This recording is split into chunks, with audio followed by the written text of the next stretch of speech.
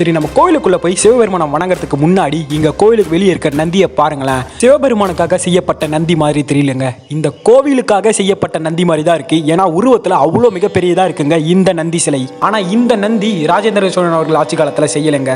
உடையார்பாளையம் ஜமீன் அவர்கள் தான் இந்த நந்தியை முழுக்க முழுக்க சுதைகளை கொண்டு செஞ்சிருக்காரு. நீங்க இந்த கோயிலுக்கு வந்தீங்கன்னா காலையில 7 மணிலேருந்து மதியானம் 12 மணிக்குள்ள வந்துருங்க. ஏன்னா அப்பதான் நட திறந்திருக்கும். பிறகு மாலை 4 மணிலேருந்து 8 மணி வரைக்கும் தான் நட திறப்பாங்க. இதற்கு இடைப்பட்ட வேலையிலும் கோவில் திறந்துதாங்க இருக்கும். நீங்க வந்தீங்கன்னா கோவிலுக்கு வெளியே தான் சுத்தி பார்க்க முடியும். அன்டைம்ல வந்தீங்கன்னா கோயிலுக்குள்ள இருக்க சிவபெருமானை நம்மளால பார்க்க முடியாதுங்க.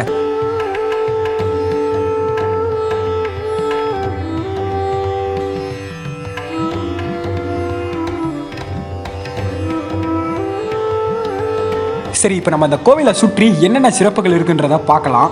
உங்களுக்கு இங்கே பார்த்தீங்கன்னா தெரியும், இந்த கோவிலை சுற்றி ஒரு திருச்சுற்று மண்டபம் இருந்திருக்கு.